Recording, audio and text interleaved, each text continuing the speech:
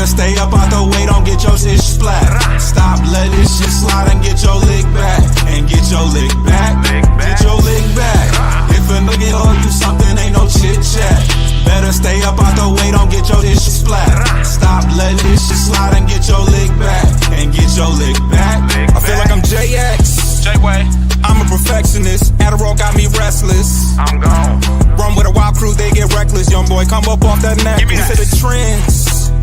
See you, Lee, be the band. Good afternoon.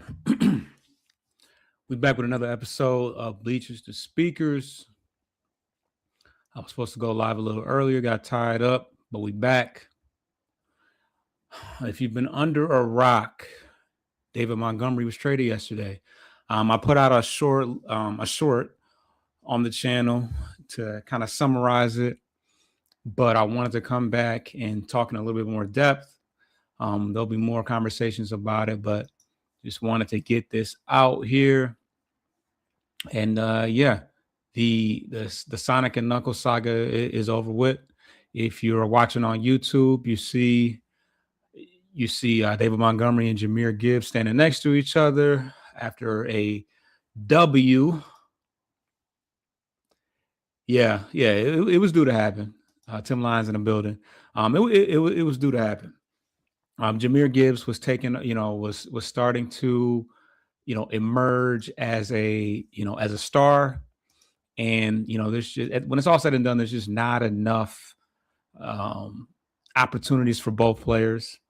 I would also attribute some of that to, come down to the offensive coordinator who was eventually relieved of his duties.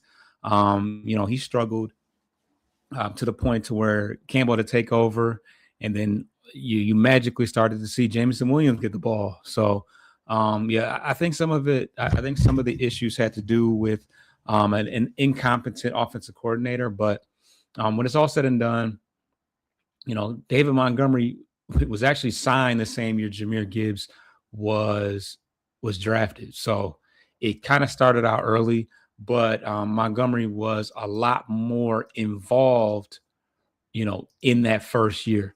And then, since then, it's, we've come to know that Gibbs is the guy.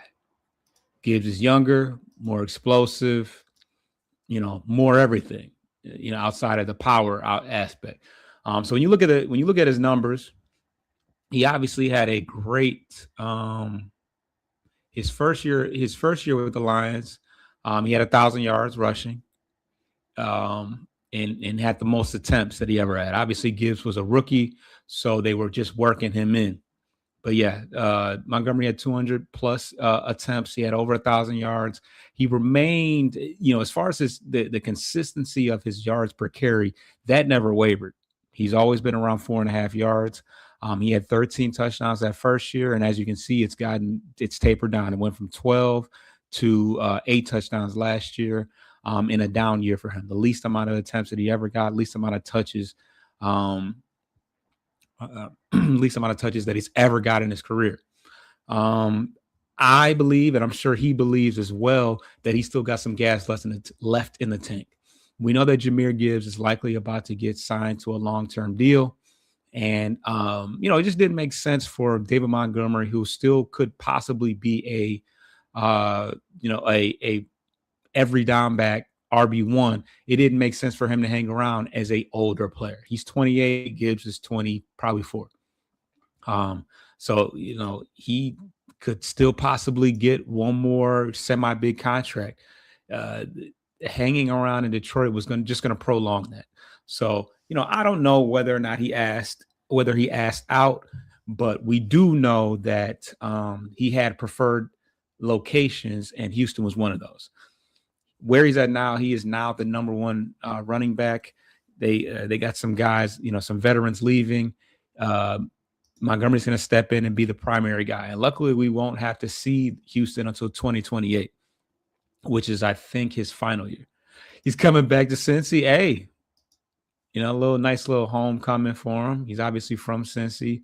It'll probably be far too late, but go right ahead. But yeah. as far as the details of it, just to reiterate for everybody else, he was traded for two draft picks, a 4th-round pick, a 7th-round pick, and Jason Scruggs, who is having a down, who was a former 2nd-round pick of the Penn State, of the Penn State Nittany Lions, and I think he is yet to live up to that. He's yet to live up to the expectation. He had a perfect 3rd-down thunder back we need. Yeah. I think he wants to be the guy, though. I don't think he wants to be a 3rd-down thunder back. That's kind of what he was here. But you look at the PFF numbers, solid. Didn't get the attempts, but 75 PFF rating. He can catch the ball out of the backfield.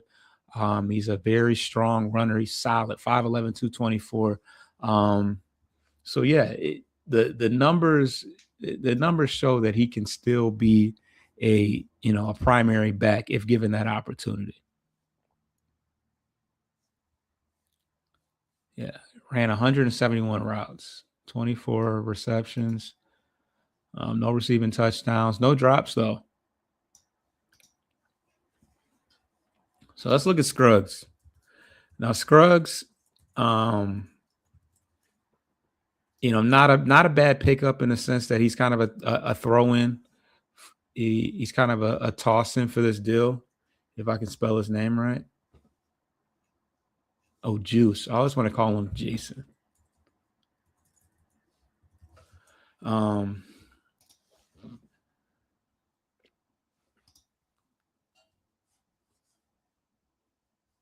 Really? The computer wants to go slow.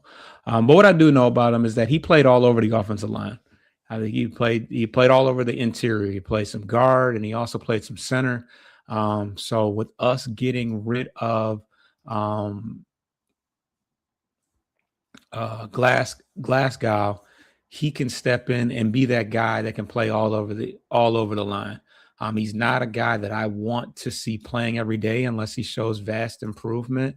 I mean, every down, but he can step in and be a depth guy. I think that still leaves us needing to address either the tackle or the guard position. So he's not going to make that much of an impact to where he becomes a starter.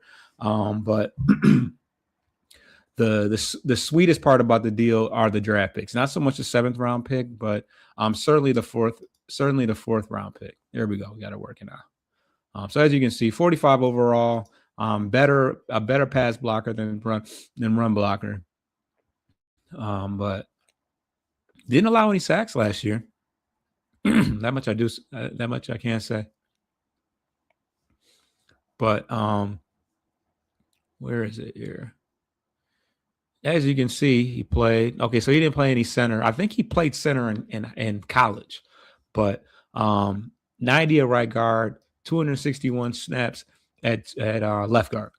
So he can play both guard positions. Right now, he said, "I'm happy for Mont. He's going to fit great at Texas." Yeah, he just seems like he would flourish in Texas. Yeah. And one of the lasting moments, obviously, was when he his sister finally got to see him play in Cincinnati. That was actually really cool, and really cool from the Cincinnati Bengals side of things, to kind of set her up in a way to where she could see him play, and I think he scored a touchdown too. So yeah, class act guy. I never really had any complaints about him. He was a big part of setting the tone. We snatched him up from the Bears, and he did a lot of great things in Detroit. But yeah, we got a couple draft picks out of the situation. And one thing that I didn't realize is that I knew we had Sione Vaki, of course, but I did not realize that Craig Reynolds became a New England Patriot. So we have a glaring hole at as you can see, Craig Reynolds didn't play very much for Detroit last year, but we have a glaring hole. Oh, no. It's all good. We have a glaring hole at that backup running back position. We have Sione Vaki, who also doesn't have enough statistics to to warrant a score. And obviously, out of college, he was more of a safety. Once again, only 4 yards. That's kind of ironic. 4 yards rushing from him. So more than likely, unless we go out and draft somebody, we're probably going to try to address that in free agency. Now, one name that has come up as far as a backup running back position is James Conner. James Conner obviously played with our offensive coordinator in Arizona for the last couple of years. That would actually be a nice pickup. He's had some injuries as of late, but he's super solid, especially at the backup position. He would be great. As you can see, didn't play much last year, but 2 straight 1,000-yard rushing years prior to that. And he's been around for a little bit.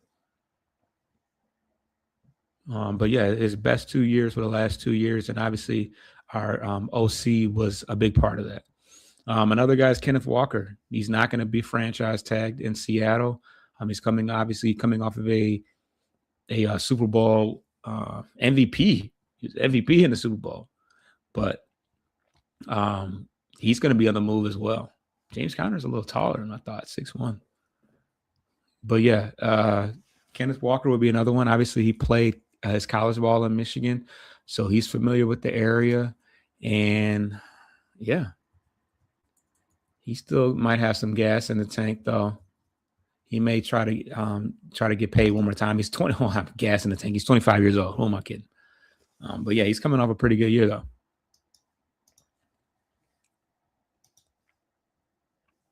1,000 yards, which is his best season yardage-wise since rookie year. I know he had some injuries last year. As you can see, 3.7 yards per carry, not great. And that was in 2024. But, primary guy, the guy getting the big bag is Mr. Jahmyr Gibbs. So that's what we're opening things up for. Hendrickson is on the move. Yeah, he also wasn't franchise tagged. So there's some guys out here that would look great in a Lions uniform. Obviously, Hendrickson's gonna want that bag, but it's headed somewhere. What else? So yeah, the takeaways from this deal, we save $15 million over the next 2 years. Which opens us up to have some availability for Gibbs and addressing other parts of our team. And, we also need to go address the secondary. We don't know what's going to happen with Terrion Arnold, and we don't know what's going to happen with Brian Branch and Kirby Joseph. So that's 3/4 of our secondary. And let's not forget that DJ Reed missed a good amount of games as well. So, yeah, $30 million for Trey Hendrickson. That's a big bag.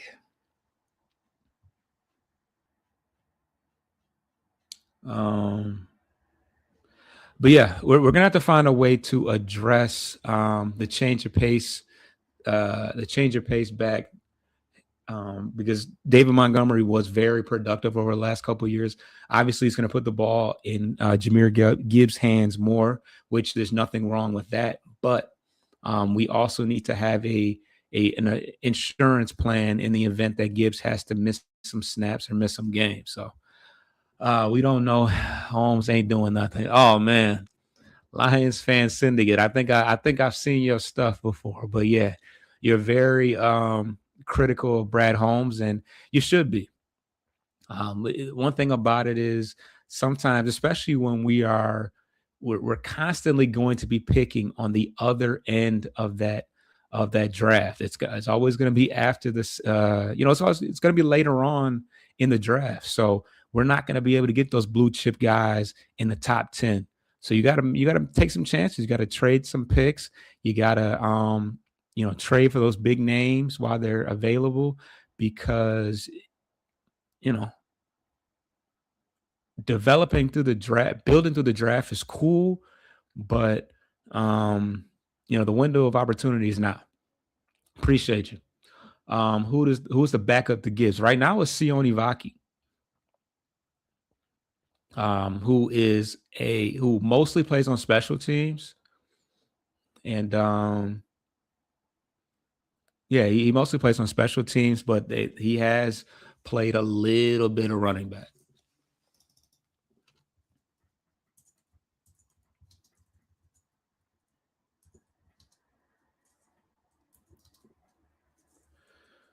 Let's see. Just 1 attempt for 4 yards. Mind you, he was the 4th string running back in a sense, because we did have Craig Reynolds last year, but yeah, that's our backup running back right now. So it's gonna have to be addressed via free agency and the draft right now. And it's been years since I really had to do extensive research on running back because we've been so deep, but it's about that time. It's about that time that we go get a running back, about that time we get a linebacker. That's 2 positions that we really haven't addressed through the draft. So, but yeah, I just wanted to talk about it a little bit when free agency starts, which is pretty soon.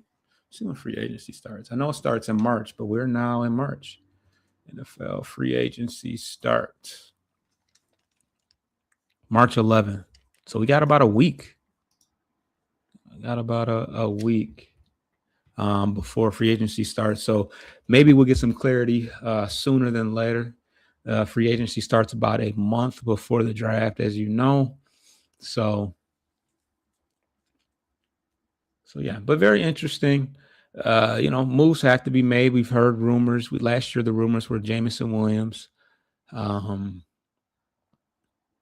I've even seen some rumors about Sam Laporta being possibly being a trade target. We've done that before with Hockenson, and with the uncertainty of Laporta's health and having to extend him soon, you never know. I think that eventually we'll be able to settle on something. I don't know if he'll be the top. He won't be the top paid tight end, but I think they might be able to come to a happy medium. Like I said, they certainly freed up some money with the Montgomery situation. He just wasn't going to be a long-term fit. He's only got so many years left of his prime. So eventually it was going to be time to break the Sonic and Knuckle crew up. But yeah. And don't forget, Max Crosby also could be on the move. They said that the Lions were, open to it, were as in past tense. But they said that he might get traded this week. So I'm not even going to mention who they said is the lead favorite to go grab him. But let's just say I won't be very happy about it. But yeah, just wanted to come on here and elaborate a little bit more on the Montgomery situation. As new information comes up, I'll definitely be keeping you guys in tune with that. But in the meantime, subscribe to the channel. We're covering the Lions. We're covering the Lions, the Tigers, and the Pistons as well. And tomorrow we got a full show. We'll be talking about the combine, the trade, of course, and free agency, I guess, franchise, who got cut in free agency. So tune in. Appreciate you, Tim. Appreciate Fan Syndicate for tuning in, and everybody else. I'm out of here. Get your lick back. If a nugget you something.